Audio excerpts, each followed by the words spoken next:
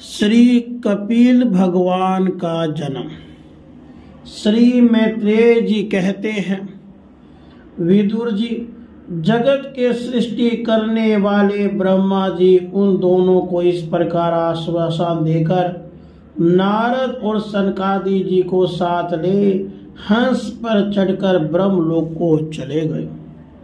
ब्रह्मा जी के चले जाने पर कर्दम जी ने उनके आज्ञा अनुसार मरीचि आदि प्रजापतियों के साथ अपनी कन्याओं का विधि पूर्वक विवाह कर दिया।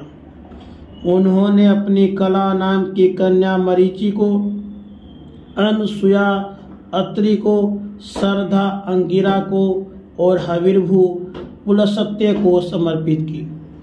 पुला को उनके अनुरूप गति नाम की कन्या दी।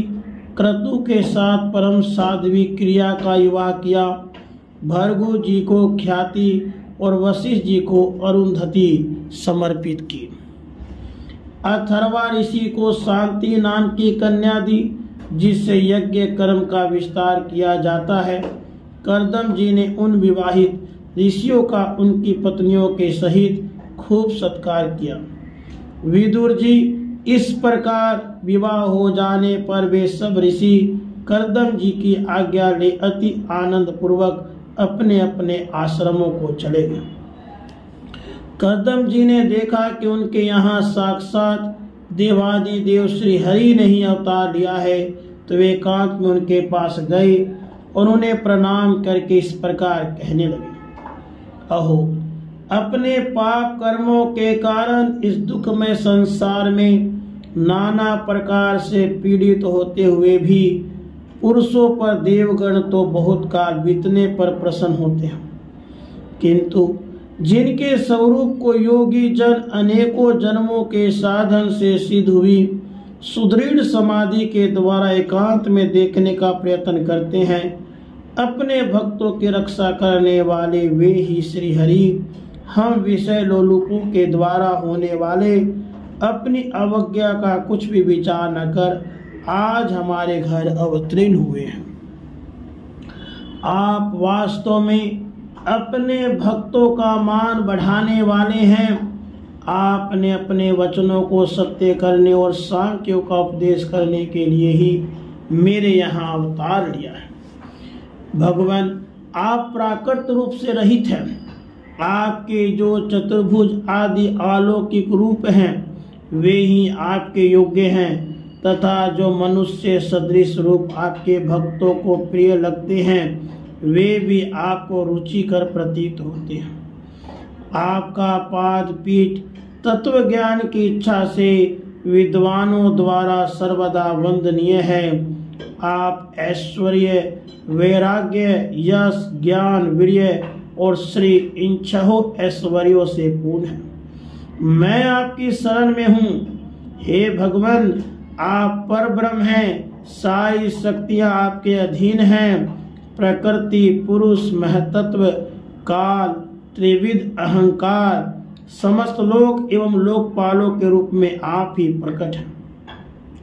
आप सर्वज्ञ परमात्मा ही इस सारे प्रपंच को चेतन शक्ति के द्वारा अपने में लीन कर देते हैं।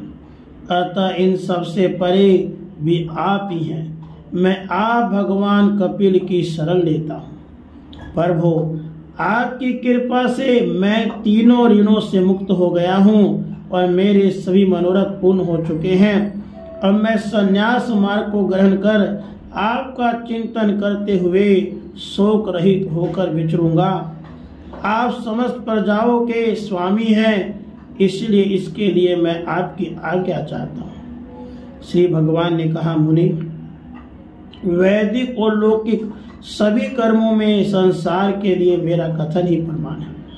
इसलिए मैंने जो तुमसे कहा था मैं तुम्हारे यहाँ जन्म लूंगा, उसे सत्य करने के लिए ही मैंने यहाँ अवतार लिया है।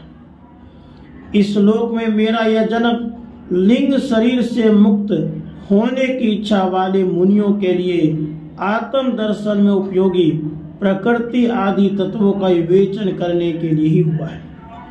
आत्मज्ञान का यह सूक्ष्म मार्ग बहुत समय से लुप्त हो गया है। इसे फिर से परिवर्तित करने के लिए ही मैंने ये शरीर ग्रहण किया है, ऐसा जानो। आप अपने भक्तों के संसार वृक्ष के लिए कुठार के समान हैं। मुने, मैं आज्ञा देता हूँ तुम इच्छा अनुसार जाओ और अपने संपूर्ण कर्म मुझे अर्पण करते हुए दुर्जय मृत्यु को जीतकर मोक्ष पद प्राप्त करने के लिए मेरा भजन करो। मैं स्वयं प्रकाश और संपूर्ण जीवों के अंतःकरणों में रहने वाला परमात्मा हूँ। अतः जब तुम विशुद्ध बुद्धि के द्वारा अपने अंतःकरण में मेरा साक्षात्कार कर लोगे, तब सब प्रकार के लोकों से, सब प्रकार के शोकों से छूटकर निर्भय पद अर्थात मोक्ष प्राप्त कर लोगे। माता देवहूति को भी मैं संपूर्ण कर्मों से छुड़ाने वाला आत्म ज्ञान प्रदान करूंगा, जिससे यह संसार रूप भय से पार हो जाएगी।